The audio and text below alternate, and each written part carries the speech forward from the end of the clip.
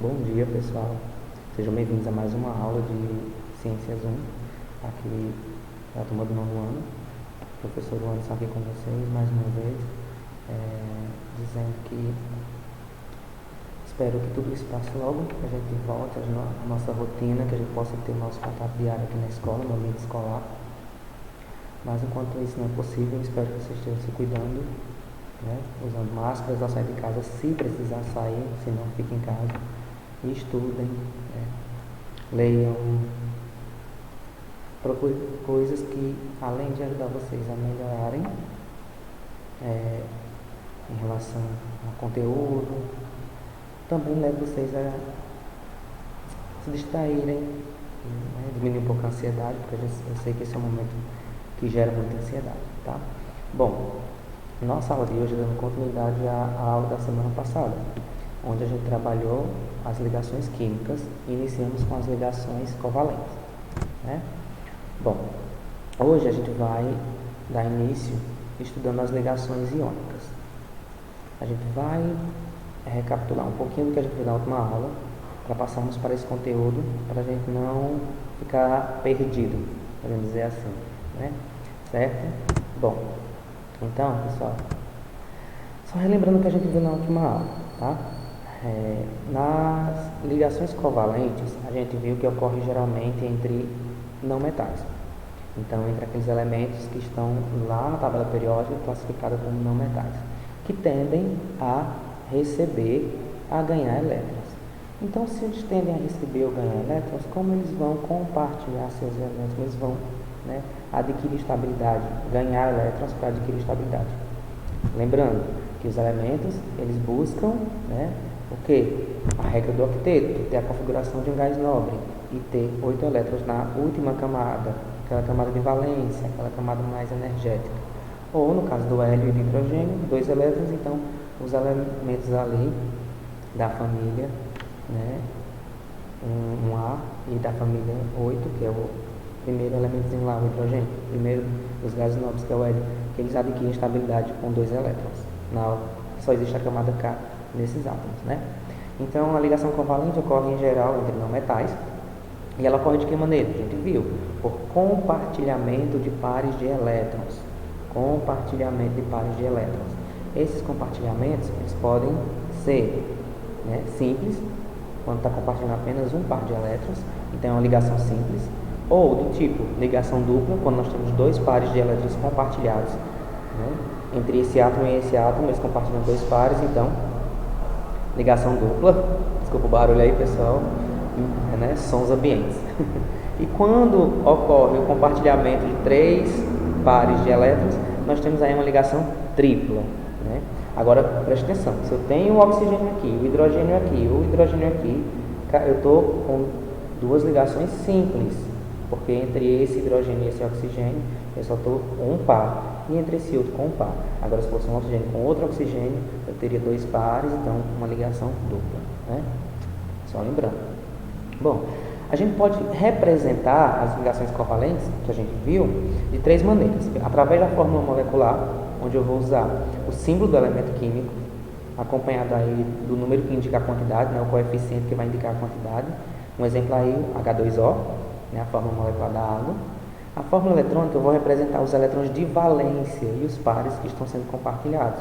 Como é o exemplo aí, o oxigênio e o hidrogênio, ainda é a fórmula da água, H2O, só que eu represento os pares de elétrons compartilhados. E a fórmula estrutural, cada parzinho vai ser substituído por um tracinho. Então, esse tracinho aí representa um par de elétrons.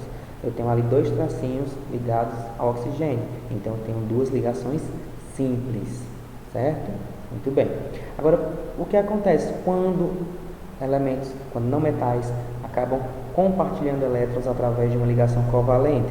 Eles formam compostos moleculares ou compostos covalentes, que a gente viu que os moleculares possuem poucas ligações, né? Um número limitado de ligações, e os covalentes possuem um número infinito, um número grande, muito grande de ligações, certo? E os elementos de ligação covalente, como um exemplo, a água com a sacarose, com açúcar, que misturando lá, ele pode separar e eles não vão conduzir eletricidade, tá?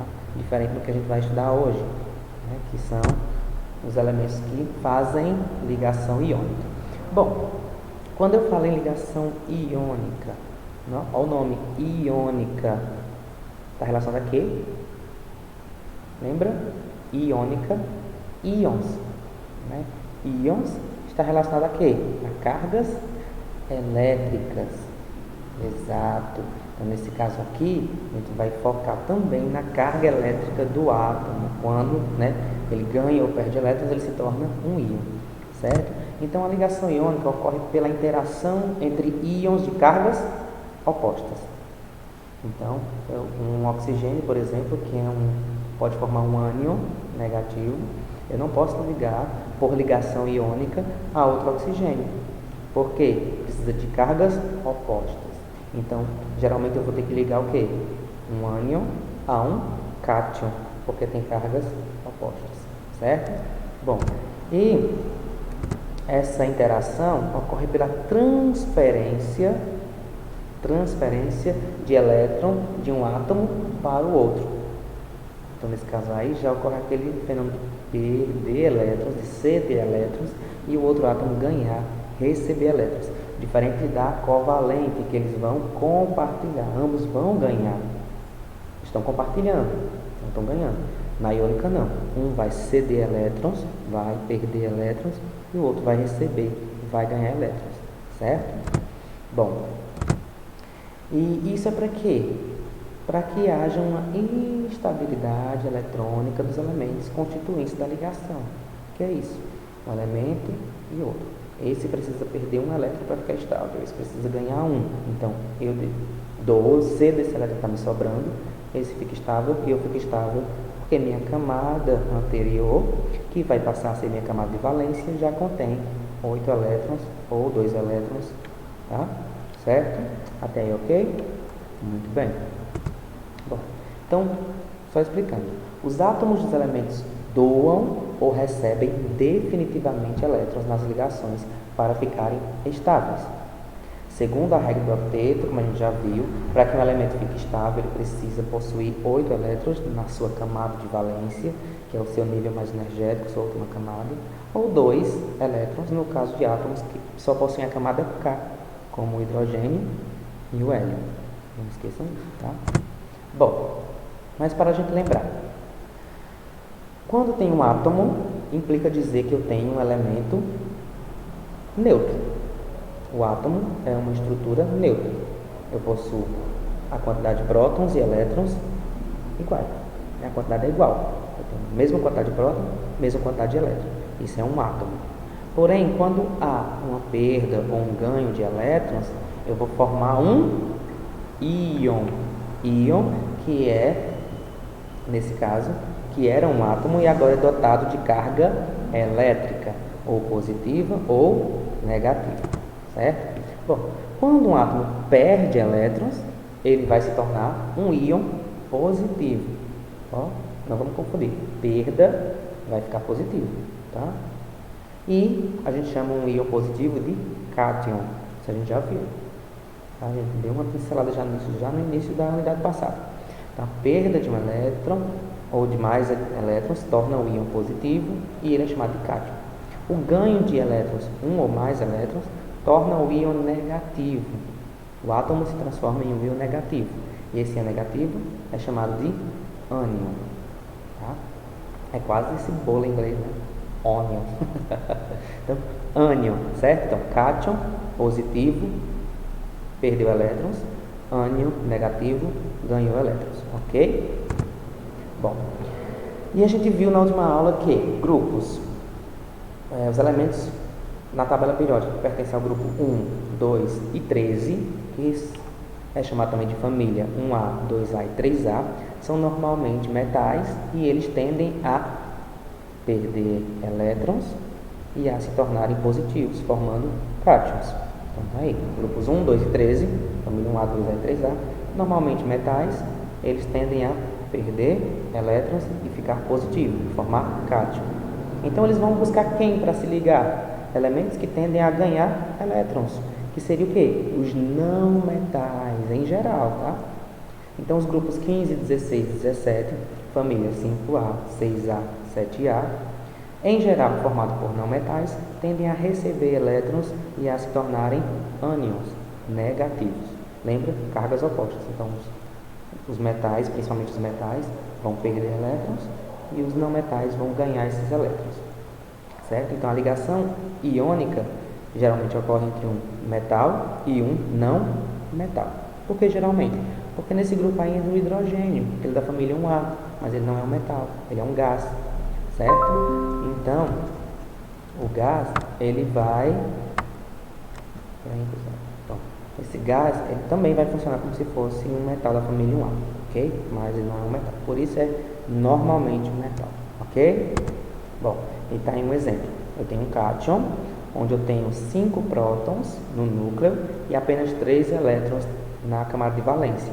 Então, ou 3 elétrons no total do átomo. Então, o que implica dizer que ele tem mais prótons do que elétrons, então ele é positivo, ele é um cátion. Tá? Já do lado nós temos aí a representação de um ânion, com 3 prótons no núcleo e 5 elétrons.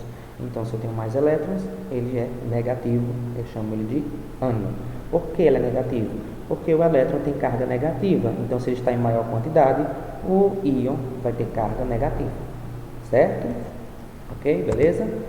Bom, vamos usar como exemplo um exemplo bem simples, que é o que a gente tem em casa, que é o nosso sal de cozinha, ou o nome correto do elemento, que é o cloreto de sódio, fórmula química NaCl.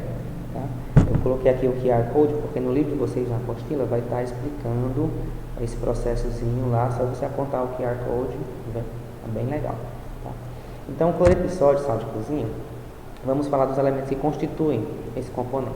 Então, nós temos o sódio, símbolo Ma, número atômico 11, número atômico é o número de prótons, não esqueçam de prótons, mas como eu falo de átomo, lembra, átomo tem número de prótons e elétrons iguais. Então, se o número de prótons dele é 11, ele, automaticamente também vai ter 11 elétrons, porque aqui é um átomo, ainda não é um íon. Então, distribuindo o número atômico do sódio, nós temos 1s2, 2s2, 2p6, 3s1. Eu destaquei o 3s1 aí porque é a camada de valência, é a última camada, ó, nível 3, olha o 3 e 1 aí. Tá? Quantos elétrons tem no nível 3? 1, olha o expoentezinho aí, ó. 3s1, 1 elétron. Então, se tem 1 elétron, eu já sei que o sódio, ele é do terceiro período, porque, ó, 3s, 3, olha o 3 aí. Terceiro período, lá na tabela periódica, períodos são as linhas, grupos são as colunas, não esqueçam. Terceiro período, e ele tem 1 elétron, ou seja, ele é da família 1A, ou do grupo 1, primeira coluninha lá da tabela periódica, tá? Abaixo lá da família lá do hidrogênio, certo? Então o sódio está lá, tabela periódica família 1A. Então se ele só tem 1 elétron na última camada, então implica dizer que ele só tem 1 elétron. Então, se você olhar a camada anterior, que é a camada 2, nós temos 2s2, 2p6, 2 mais 6, 8. Ele tem 8 elétrons na camada anterior. Então, se eu despedir esse elétron que está sobrando ali na camada 3, eu vou ficar com 8 na camada 2. Minha camada 2 vai passar a ser minha camada de valência e eu vou ficar estável. Então, o que eu quero fazer? Me livrar desse elétron que está sobrando. Beleza. Aí vem o outro constituinte, que é o cloro. O cloro tem aí número atômico 17, então vamos distribuir 17 elétrons. E fica dessa seguinte maneira. 1s2, 2s2, 2p6, 3s2, 3p5. Menino, que o movimento está grande. 3p5. Então, nível 3 também, tem que estar lá no terceiro período. Só que agora eu tenho 2 elétrons em um subnível e 5 no outro subnível. Juntando eu tenho 7 elétrons. Implica dizer que para o cloro ficar com 8, ele precisa receber 1 elétron. E o sódio precisa perder 1 elétron. Então o que é que vai acontecer? O sódio e o cloro vão querer se juntar, casar, assinar papel. E o cloro passar a receber o elétron que o sódio quer despedir. Certo? Então, por isso que é tão comum encontrar cloreto de sódio, o sal de cozinha, na água do mar, porque são elementos que se ligam facilmente. Certo? Então, um exemplo aí. Aqui está sendo representado apenas os elétrons da camada de valência, certo, pessoal? Nós temos aí o sódio com um elétronzinho apenas na camada de valência e o cloro com 7. Aí ocorreu a ligação iônica, o sódio passou o seu elétron para o cloro e ele ficou o quê? Positivo, ficou um cátion, o Na+. E o cloro recebeu o elétron, ficou negativo, o Cl-. Então é uma representação fácil, prática da ligação iônica entre o sódio e o cloro, formando íons de Na+ e Cl-, chamado de quê? Cloreto de sódio.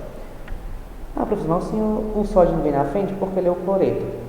Depois a gente vai ver a questão de nomenclatura, mas já adiantando, né? Na nomenclatura, o ânion vem primeiro, tá? Depois vem o cátion, ok? Certo? Bom, passando.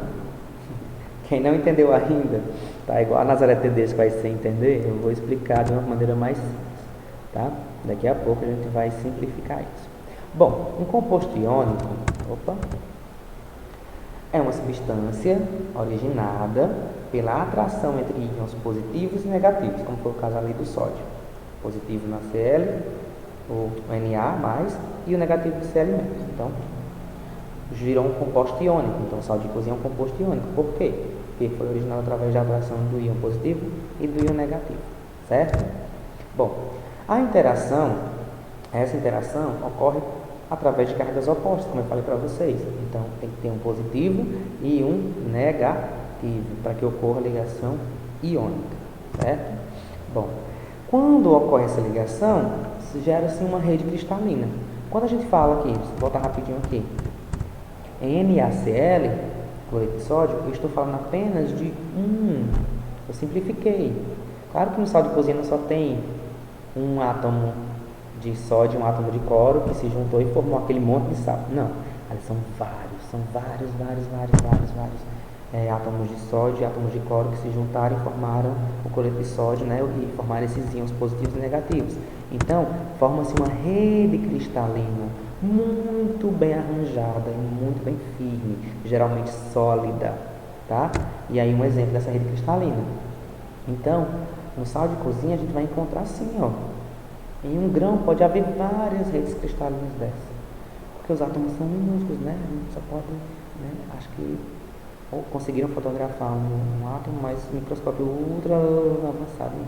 Mas o átomo é minúsculo, então por isso que surgiu teorias apenas para esses modelos e experimentos que atualizavam essas teorias, né? E aí é uma rede cristalina. Olha o exemplo aí, ó. Vários cloros e vários sódios positivos, os sódios e os cloros negativos ligados entre si, formando essa rede cristalina, firme e geralmente sólida, ok? Bom, os compostos iônicos são representados por uma fórmula mínima, como eu falei para vocês. Eu não vou pegar vários sódios e vários cloros para representar. Eu vou representar por uma fórmula mínima, o mínimo. Eu vou simplificar. Por quê? Porque a menor relação entre os íons é um átomo e o outro, que formaram um íon positivo e negativo. Pronto. Então, o número de elétrons perdidos deve ser igual ao número de elétrons recebidos. Eu não posso perder 3, esse átomo perde 3 elétrons, isso aqui só recebe 1, e aqueles outros 2 vão para onde? Então, o número de elétrons perdidos tem que ser o número de elétrons recebidos, é uma proporção. Então, tem que estar aí igualzinho. Então, um exemplo aí no cloreto de sódio, como vocês viram. O sódio, que é o íon positivo, que é o cátion, e o cloro, que é o ânion, que é o negativo, eles têm a proporção de 1 por 1. Ou seja, o sódio perdeu 1 e o cloro ganhou 1. Certo? Por isso a fórmula é NaCl, porque eu não preciso representar o número 1 nas fórmulas. Lembra? Eu só preciso representar a partir de 2, então era como se fosse Na1Cl1. Mas como eu não represento o número 1, porque aí já está o Na, já indica que é 1, então não preciso colocar o número 1 aí, tá? Então essa é a representação simples, é a fórmula mínima, tá? Bom, vamos pegar um exemplo um pouco mais complexo agora. O do cloreto de sódio é simples, porque cada um ia perder, né? Um ia perder um elétron, o outro ia doar um elétron. Mas aí vamos pegar agora o fluoreto de magnésio. Ó, o nome, fluoreto, vem de quê? Do elemento flúor. E o magnésio vem de quê? Magnésio, já diz, né?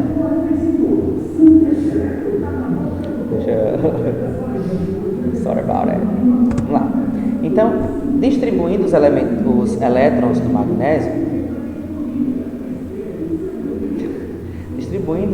magnésio, nós temos aí número atômico 12. Então, a gente vai distribuir 12 elétrons. 1s2, 2s2, 2p6, 3s2. Então, período 3, terceiro período novamente. Só que nesse caso aí ele pertence à família 2A, ou seja, grupo 2. Ele tem 2 elétrons na camada de valência. Implica dizer que ele precisa, já que ele é da família 2A, ele é um metal, então ele precisa perder 2 elétrons. Certo? Ele tem tendência a perder 2 elétrons para adquirir estabilidade. Porque é mais fácil perder 2 do que ganhar 6. Né? Pela lógica. Já o flúor, ele é um não metal. Lembra que tem que ser metal e não metal. O flúor, ele tem número atômico 9, então vamos distribuir 9 elétrons. Então 1s2, 2s2, 2p5. 2 mais 5, 7. 7 mais 2, 9. Então os 9 elétrons foram distribuídos. Então a última camada dele aí é a camada 2, então ele é do segundo período. E ele tem 7 elétrons, ele é da família 7A ou do grupo 17. Certo? Lembrar disso. Então, se ele tem 7 elétrons, ele precisa o quê? Ganhar 1. Mas, professor, magnésio precisa perder 2. E aí? O flúor não pode ganhar 2. Não tem espaço para 2. Só pode ganhar 1. Então, a gente vai pegar primeiro o átomo de magnésio. Que é o átomo porque ele ainda não perdeu o elétron, então ele está neutro ainda. Tá? Ele vai doar um elétron para um átomo de flúor. Beleza. Só que aí o magnésio vai ficar com 1 sobrando. E aí? Aí o que ele vai fazer? Ele vai ter que doar para outro átomo. Porém, já que a gente está falando apenas do fluoreto de magnésio, ele não vai doar para outro átomo que não seja o flúor. Ele precisa doar para outro flúor. Para formar o fluoreto de magnésio, eu preciso ter apenas magnésio e flúor. Então, ele vai ter que doar esse elétron para outro átomo de flúor. Nesse caso, apareceu outro aí na história. Então, a gente já tem um átomo de magnésio, que agora vai se tornar um cátion, porque vai perder elétron e vai ficar positivo. E 2 átomos de flúor, que vão receber, cada um vai receber 1, tornando 2 ânions de flúor. Tá? Então, o correto seria o Mg 2+. Por que 2+? Porque ele vai perder 2 elétrons. E o flúor menos, porque vai ganhar 1. Ah, professor, então, ele vai perder 2 e o flúor vai ganhar 1. Então, vai precisar de 2 flúor. Então, a fórmula vai ser Mg, tá aqui, o Mgzinho aí, F2, porque são 2 flúor na fórmula, tá? Então, como são 2 flúor, então eu tenho que ter o número 2 acompanhando o Fzinho aí. Se o 2 fosse acompanhando o Mg, implicaria que eu teria 2 magnésios, então a conta não ficaria balanceada. Então, para essa equação dar certo, para que o magnésio doe 2 elétrons e cada flúor ganhe só 1, eu preciso de 2 flúor. Então, olha a imagem, tá, gente? Então, ele vai dar um elétron para um flúor, o outro para o outro, ficando a fórmula Mg, que é o magnésio, F2. F2 porque são 2 átomos de flúor, certo? Então, nós temos aí a fórmula química, a fórmula molecular, a fórmula iônica, na verdade, do composto iônico, fluoreto de magnésio, certo? Bom, vamos analisar agora o caso do óxido de alumínio. O alumínio, ele tem número atômico 13, implica dizer que ele tem 13 elétrons, a gente vai distribuir os 13 elétrons, beleza? Então, pela distribuição aí, 1s2, 2s2, 2p6, 3s2, 3p1, veja aí que eu já destaquei a camada de valência, que é o período 3, com 3 elétrons, 3 na última camada. Então, ele é da família 3A, ou grupo 13. Ele é na família dos metais ainda.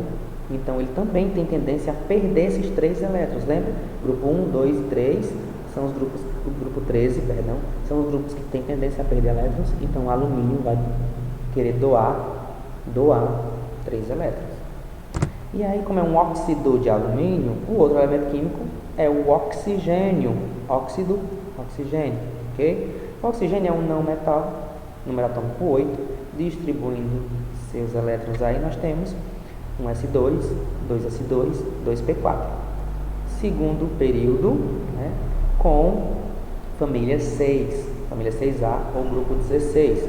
Implica dizer que o oxigênio precisa, para ficar estável, para adquirir configuração de gás nobre, precisa ganhar 2 elétrons. Eita, professor, pegou aí, viu? Porque o alumínio ele precisa doar 3 e o oxigênio só precisa ganhar 2. E esse 1 está sobrando, eu vou doar para quem? Se eu só posso ligar alumínio com oxigênio, porque eu tenho que formar o óxido de alumínio. É só alumínio e é só oxigênio. O que é que vai acontecer? Vamos colocar aqui o alumínio. O alumínio tem 3 elétrons aí na camada de valência. Vai perder. O oxigênio é 6. Quer ganhar 2. Beleza. Então, o alumínio vai doar 2. E vai sobrar 1. O que é que eu vou fazer? Vou trazer outro átomo de oxigênio, que vai ganhar esse elétron que está sobrando. Vale, professor, mas só vai ganhar 1, ele não vai ficar estável não. O alumínio vai ficar estável, o primeiro oxigênio vai ficar estável, mas o segundo não vai. Só vai ganhar 1. E aí eu preciso fazer o quê? Trazer outro átomo de alumínio. Por quê? Porque esse átomo de alumínio que chegou agora vai doar 1 para aquele oxigênio. E aí os 2 oxigênios vão ficar estáveis, um alumínio vai ficar estável. E o outro? Tem 2 elétrons sobrando. 2. Então basta que eu traga outro átomo de oxigênio. Então esse recebeu 2, o primeiro oxigênio, o segundo oxigênio recebeu 2 e o terceiro recebeu 2. 6 elétrons ao todo, né? 2 para cada um. E os alumínios são 2, cada um perde 3. 6 elétrons. Então, foram cedidos ou perdidos 6 elétrons, foram recebidos 6 elétrons. Conta tem que estar igual, está balanceado, certo? E aí, nós temos como representação dos íons o Al3+, que é o alumínio, que vai perder 3 elétrons, e o oxigênio 2-, que vai receber 2 elétrons. E aí, olha aí do lado da imagem. Quantos alumínios eu tenho? 2. Quantos oxigênios eu tenho? 3. Então a fórmula será alumínio 2, oxigênio 3, ou Al2O3. Certo? Lembrando que eu vou explicar daqui a pouco como fazer essas fórmulas aí, certo? Mas já chegar na representação. Então, alumínio 2, oxigênio 3, Al2O3 é a fórmula iônica do óxido de alumínio, certo? A representação aí dos íons de óxido de alumínio. Ok? Ficou fácil? Bom, vai vir mais coisas aí pela frente. Não tem como facilitar, professor?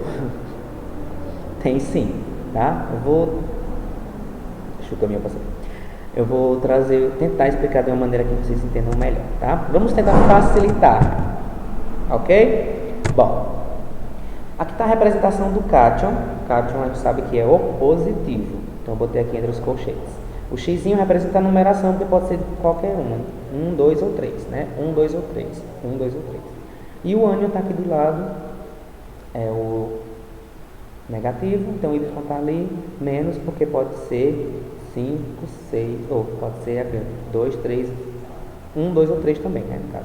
3, 2 ou 1. Então, vamos lá. O cátion positivo e o ânion negativo. Quando eles fazem a troca de elétrons, a doação e o recebimento dos elétrons, a fórmula vai ficar assim. O X que estava no cátion positivo vai para o ânion, na base do ânion. Só que vai sem o sinal, viu? O sinal é só quando é expoente, na parte de cima. Quando indica a quantidade de átomos, só tem sinal quando indica carga. Quando vai indicar quantidade de átomos, não vai sinal. Então, tipo, o númerozinho que está acompanhando mais ali, ele vai, do cátion, ele vai para o ânion, apenas o número. E o númerozinho que está acompanhando o ânion, lá negativo, apenas o número, vai para o cátion. Então, há essa troca. Só que vai sem o sinal, ok? Sem o sinal.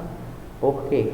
Porque se você faz um sinal, você vai, através da fórmula, né, de Lewis, você vai entender que a quantidade, rapidinho, a quantidade de átomos que vai estar naquela fórmula, certo? Um exemplo, vamos pegar o alumínio e o oxigênio. O alumínio é o cátion, tem o 3 e o mais. O oxigênio é o ânion, tem o 2 e o menos. Tá? Coloquei eles embaixo aqui. O 3 do alumínio vai para o oxigênio e o 2 do oxigênio vai para o alumínio. Sem o sinal. O 2, que está no oxigênio, foi para o alumínio. O 3 está no alumínio, opa, foi para o oxigênio. Sem o sinal. Ou seja, a fórmula que a gente viu aqui anterior, ó, 2 alumínios, 3 oxigênio. E aqui a gente está vendo como isso aqui foi fácil de entender, ó. 2 alumínios, 3 oxigênios. Então, para balancear é só fazer isso. Para saber a fórmula é só fazer isso. Tá? Então, a fórmula é Al2O3. Ficou mais fácil? Bom, vamos ver outra fórmula aqui. Bom, a fórmula, gente, é simplificar, como eu falei para vocês. Então, tenta representar o mais simples possível, certo? Então, olha aqui. Vamos pegar o sulfeto de cálcio. Sulfeto de cálcio. Ó. Sulfeto vem de o que, gente? O cálcio vem, né? O sulfeto de cálcio, ele vem aí do... Ai, o nomezinho bem bonitinho dele. Do enxofre. Lembrei, enxofre. Vem do enxofre. Quase esse nome não vem na minha cabeça. Eu estava até tentando ver se eu achava o nome aqui. Então, sulfeto. Sulfeto vem de enxofre. O cálcio, a gente já sabe, o nomezinho está bonitinho aí, cálcio. Então, o sulfeto de enxofre, ele vai ser a ligação entre o cálcio, que é da família 2A, então vai perder 2 elétrons, e do enxofre, que é da família 6A, então precisa ganhar 2 elétrons. Então, o cálcio precisa perder 2, o enxofre precisa ganhar 2. Então, isso é fácil. A fórmula seria assim, professor? O 2 do Ca, né, do cálcio foi para o enxofre, o 2 do enxofre foi para o Ca. Seria assim? Não. Por quê? Fórmula simplificada, gente. Vamos simplificar as coisas. Se o 2, eu tenho um 2 positivo e eu tenho um 2 negativo, o que é que eu faço? Eu não preciso representar, eu corto. Eu tiro. Se os valores forem iguais e as cargas forem diferentes. Então, como o cálcio é 2 mais e o enxofre é 2 menos, então o correto seria apenas CaS. Ou seja, o sulfeto de cálcio é só assim, porque eu não preciso representar os dois, já que são números iguais. Eu vou simplificar, eu vou para a fórmula mais simples possível. Certo? Ah, professor, então eu posso fazer isso em todos? Apenas quando os números, os expoentes, né, as cargas forem iguais com sinais opostos. Certo? Bom, gente, agora eu vou pegar um pouquinho para vocês, porque tudo que a gente viu agora foram íons monoatômicos. O que é isso? Formado por um único tipo de átomo. Um era o enxofre, o outro era o cálcio, um era o oxigênio, o outro era o magnésio. Tá? Então, quando era formado só por um tipo em cada, ou um tipo de ânion, um tipo de cátion, era fácil de representar.